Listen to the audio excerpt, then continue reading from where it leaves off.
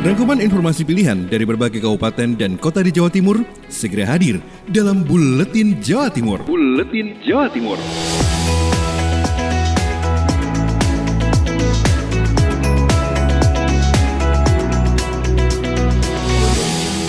Inilah Buletin Jawa Timur untuk edisi hari ini, 3 September 2020, menghadirkan rangkuman berita dari berbagai daerah dan disiarkan di LPPL Jawa Timur. Bersama saya Putri Rizkiana, segera kita simak informasi yang pertama. Billy Patopoy, Suara Sidoarjo mengabarkan Kabupaten Sidoarjo masuk 10 besar indeks kerawanan pelaksanaan pilkada dalam netralitas ASN dan money politik. Sahabat, seluruh stakeholder penyelenggara pilkada di daerah Jawa Timur melaunching program Mantap Praja di Mapolda Jatim pada Senin 31 Agustus. Program Mantap Praja ini nantinya akan berfungsi untuk mengawasi pelaksanaan pilkada. Seperti disampaikan oleh Haidar Munjid, Ketua Bawaslu Kabupaten Sidoarjo saat ditemui di kantornya pada Selasa siang 1 September. Dalam kesempatan launching Mantap Praja, pihak keamanan sekaligus menginformasikan terkait dengan indeks kerawanan dalam pelaksanaannya. Sampai dengan saat ini, indeks kerawanan di Kabupaten Sidoarjo memasuki 10 besar dalam netralitas ASN dan money politik. Sampai hari ini, dari beberapa indeks kerawanan kemarin, yang pertama yang sudah di-launching oleh Bawaslu RI untuk Kabupaten Sidoarjo masuk di 10 besar kerawanan terkait dengan netralitas ASN. Itu yang pertama. Terus yang kedua, yang paling besar itu adalah terkait dengan money politik. Nah, karena apa? Di Kabupaten Sidoarjo ini penyelenggaraan pilkada berhimpitan dengan pelaksanaan pilkades. Menyikapi hal ini, Bawaslu juga memiliki salah satu program unggulan berupa Kampung Anti Money Politik, yang saat ini ada 4 kampung yang sudah di-launching dari 349 desa di Kabupaten Sidoarjo. Demikian saya Billy Patopoy, Suara Sidoarjo. Baik, kita bergeser ke Suara Pasuruan. Wisata Gunung Bromo kembali dibuka untuk wisatawan dengan menerapkan protokol kesehatan yang ketat. Sofia Latif, Suara Pasuruan. Secara bertahap, kawasan wisata alam Bromo Tengger Semeru kembali dibuka terhitung mulai hari Jumat 28 Agustus 2020 lalu. Kebijakan itu hasil rekomendasi dan kesepakatan 4 kepala daerah, Kabupaten Probolinggo, Malang, Lumajang, dan Pasuruan, serta Balai Besar Taman Nasional Bromo Tengger Semeru TNBTS bersama pemerintah pusat melalui diskusi virtual. Gubernur Jawa Timur Khofifah Indar Parawansa menyatakan pembukaan kembali wisata di TNBTS ini sementara hanya untuk kawasan Bromo, sedangkan untuk Gunung Semeru masih belum dibuka kembali. Sejumlah SOP kunjungan wisata sudah disusun oleh Balai Besar TNBTS dengan penerapan adaptasi kebiasaan baru seperti wisatawan diwajibkan menggunakan perangkat protokol kesehatan seperti masker dan sarung tangan selama berada di kawasan wisata, cek suhu badan, menjaga jarak, serta tidak berkerumun. Penerapan protokol kesehatan ini juga didukung Gubernur dengan mendistribusikan ribuan masker, vitamin, dan hand sanitizer bagi pengelola wisata, masyarakat suku Tengger, serta masyarakat yang mengelola wisata di kawasan Bromo. Sofia Latif, Suara Pasuruan. Kita beralih ke Suara Lumajang. Bobi Wijayanto mengabarkan, Bupati dan Wakil Bupati lakukan sensus penduduk langsung di rumah dinas. Setiap warga negara Indonesia diwajibkan untuk melakukan sensus penduduk. Kegiatan sensus penduduk ini bertujuan untuk menyediakan data jumlah, komposisi, distribusi, dan karakter penduduk Indonesia menuju satu data kependudukan Indonesia. Pada hari pertama pelaksanaan sensus penduduk di Kabupaten Lumajang, Bupati dan Wakil Bupati Lumajang melakukan verifikasi sensus penduduk secara langsung di rumah dinas masing-masing. Thoriqul Haq Bupati Lumajang menjelaskan, data hasil dari sensus penduduk sangat bermanfaat sebagai bahan pertimbangan pengambilan kebijakan oleh pemerintah.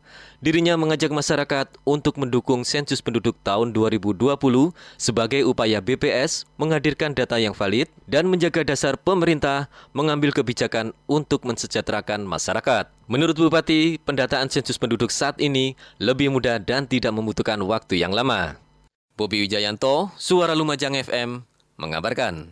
Baik, informasi selanjutnya dari Mahardika FM. Kirana Nisa mengabarkan, cegah kerumunan saat pemilihan, KPU Kota Blitar akan menambah jumlah bilik suara di TPS. Sobat, karena berlangsung di tengah pandemi COVID-19, Komisi Pemilihan Umum KPU Kota Blitar akan menambah jumlah bilik suara di tempat pemungutan suara TPS Pilwali 2020. Langkah ini sebagai upaya antisipasi KPU Kota Blitar untuk memecah antrian pemilih di TPS. Demikian disampaikan Nini Solihah, Komisioner KPU Kota Blitar, Divisi Perencanaan Data dan Informasi, saat menjelaskan simulasi pemungutan suara di salah satu rumah makan Jatimalang, Kota Blitar, Selasa 1 September 2020. Nini mengatakan bilik suara yang disediakan di TPS pada pemilihan sebelumnya hanya 2 buah, sedangkan pada pemilu 2020 ini jumlahnya akan ditambah menjadi 4 buah untuk mengurangi kerumunan atau antrian pemilih. Selain itu, KPU Kota Blitar juga menyediakan bilik khusus untuk pemilih yang suhu badannya di atas 37,5 Celcius. Bilik suara ini ditempatkan di luar TPS dan mendapat pengawalan secara khusus oleh petugas. Nini menegaskan protokol kesehatan COVID-19 saat pemungutan suara memang berlaku secara ketat, bahkan pihaknya merekomendasikan agar TPS dibuat di tempat terbuka. Begitu juga penataan bilik suara dibuat berjarak dengan tetap memperhatikan kerahasiaan pemilih. Ya, jadi kenapa kok sekarang ini kita usulkan untuk penambahan bilik? Jadi dimaksimalkan satu TPS itu 4 bilik. Biar apa? Kalau biliknya 4 bisa gerak. Nini menambahkan saat pemungutan suara 9 Desember nanti, petugas diwajibkan menggunakan alat pelindung diri APD lengkap. KPU juga menyediakan masker dan sarung tangan bagi pemilih yang tidak memakai masker. Kirana Nisa, Mahardika FM. Bergeser ke suara Kota Probolinggo, ada Stebi Julio Nathan mengabarkan bahwa kick-off sensus penduduk dimulai September 2020.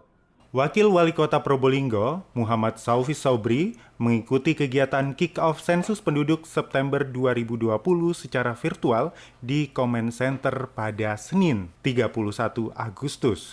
Turut menyaksikan kegiatan itu pula Sekda Kota Probolinggo Dr. Giki Nini Irawibawati, Kepala Dinas Kependudukan dan Pencatatan Sipil Sukam, Kepala BPS Kota Probolinggo, dan jajarannya. Hadir pula 5 camat se-Kota Probolinggo mengikuti kegiatan tersebut secara virtual. Acara yang digelar di Jakarta itu diikuti oleh seluruh daerah di Indonesia, termasuk Kota Probolinggo. Daring kick-off sensus penduduk ini mendapat apresiasi dari Presiden Jokowi. Menurut Jokowi, kesuksesan pelaksanaan sensus penduduk 2020 tidak dapat tercapai tanpa dukungan dan peran serta aktif dari seluruh elemen masyarakat, di mana Kepala BPS Republik Indonesia Kecu Suharyanto dalam sambutannya mengatakan sebanyak 51,4 juta penduduk telah berpartisipasi. Masih menurut Kecu, partisipan 51,4 juta penduduk dalam sensus penduduk online baru setara 19%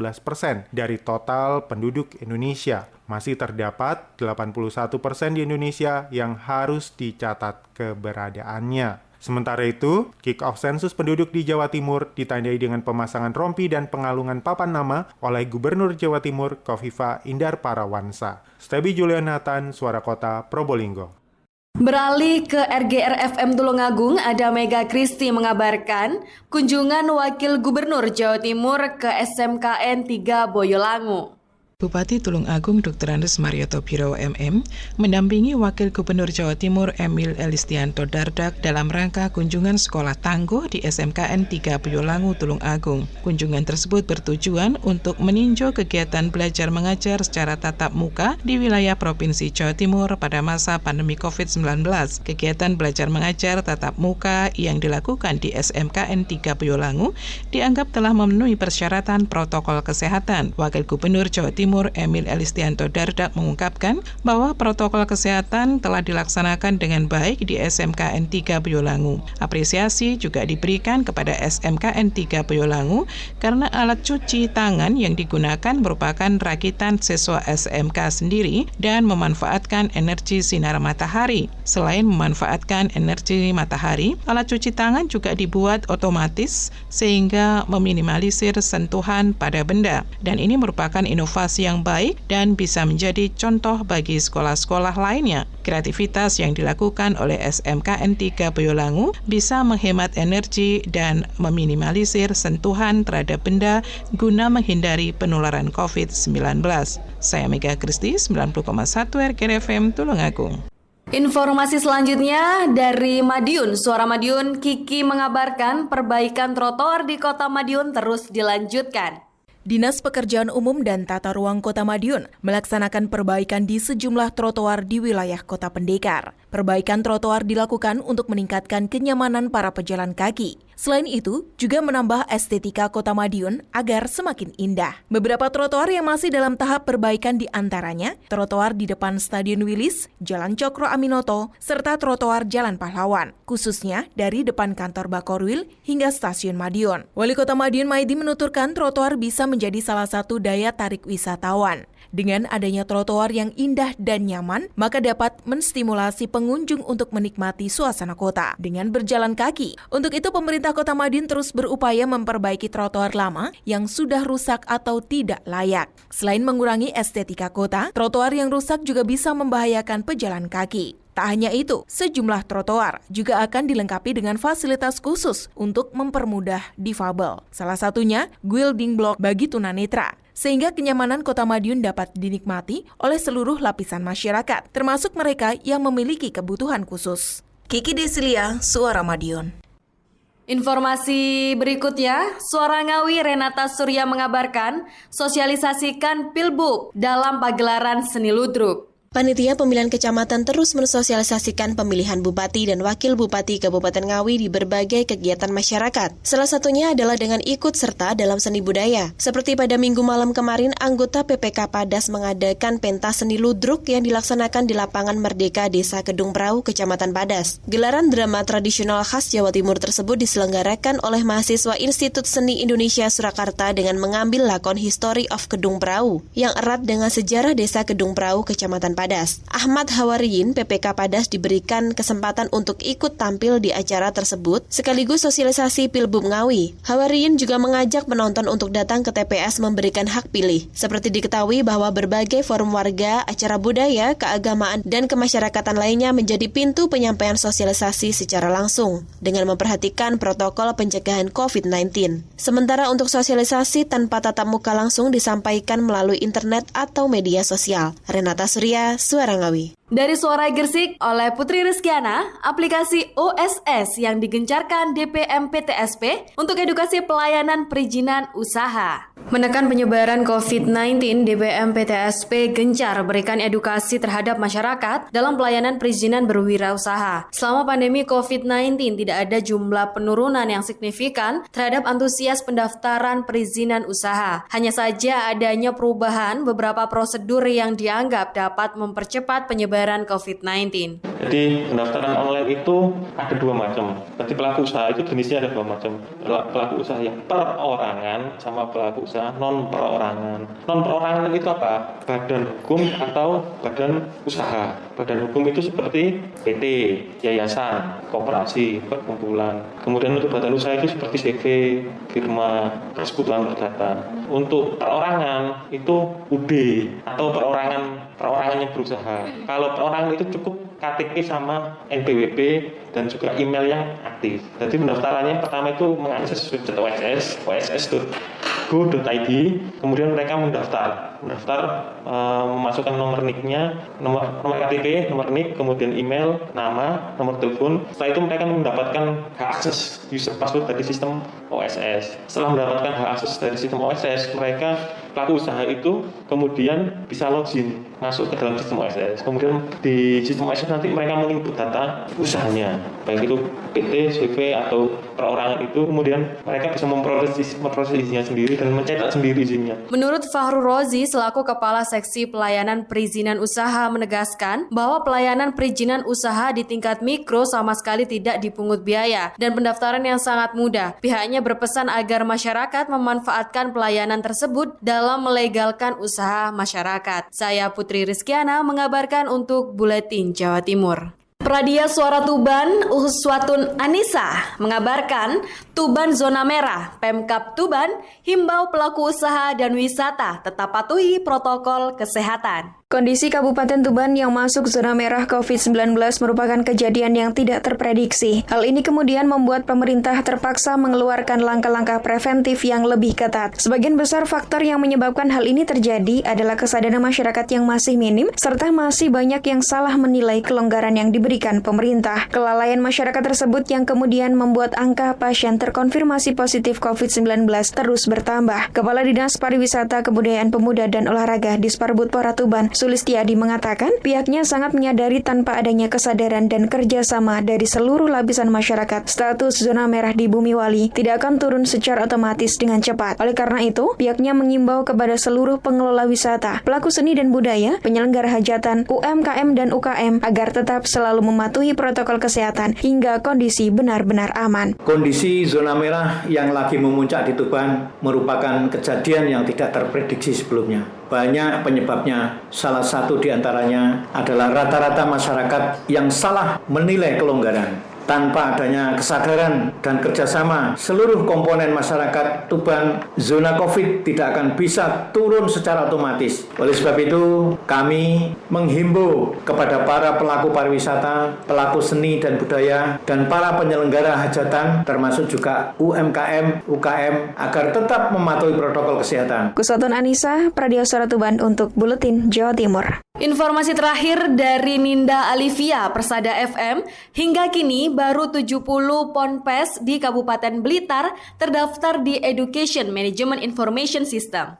Surat keputusan atau SK terkait anggaran bantuan bagi pesantren saat pandemi COVID-19 ini sudah terbit. Artinya proses pencairan bantuan sudah bisa dimulai. Hanya saja di Kabupaten Blitar sampai saat ini masih 70 pondok pesantren yang terdaftar di Education Management Information System atau EMIS, di mana hanya ponpes yang terdaftar di EMIS bisa mendapatkan bantuan. Demikian dikatakan Humas Kemenak Kabupaten Blitar Jamil Mas Hadi. Dijelaskannya jumlah pondok pesantren di Kabupaten Blitar saat ini mencapai 180.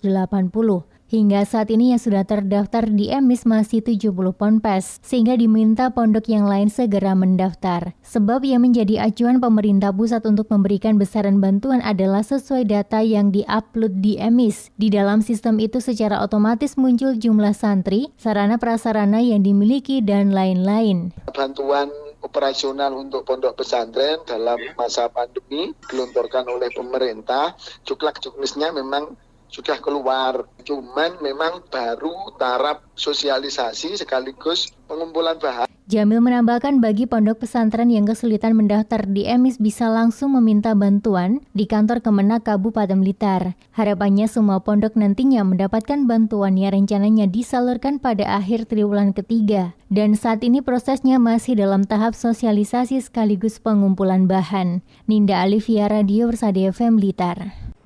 Dan demikian informasi dari kami, Buletin Jawa Timur untuk edisi hari ini, 3 September 2020. Terima kasih atas kebersamaan kalian semuanya. Saya Putri Rizkiana dan sampai jumpa. Rangkuman informasi pilihan dari berbagai kabupaten dan kota di Jawa Timur baru saja sahabat dengarkan dalam Buletin Jawa Timur. Buletin Jawa Timur. Buletin Jawa Timur bisa sahabat dengarkan Senin sampai Jumat jam 8 pagi dan 4 sore. Disiarkan serentak di Lembaga Penyiaran Publik Lokal Suara Sidoarjo, Persada Kabupaten Blitar, Mardika Kota Blitar, Ralita Pamekasan, Suara Sampang, Suara Kota Probolinggo, Suara Lumajang, Suara Pasuruan, Blambangan Banyuwangi, Wika Mojokerto, Suara Gresik, Pradia, Suara Tuban, Malawapati Bojonegoro, Ersal Nganjuk, Suara Madiun, Suara Ngawi, Suara Pacitan, Praja Angkasa Trenggalek, Magetan Indah, dan RGR Tulungagung. Persembahan dari Asosiasi Lembaga Penyiaran Publik Lokal Jawa Timur.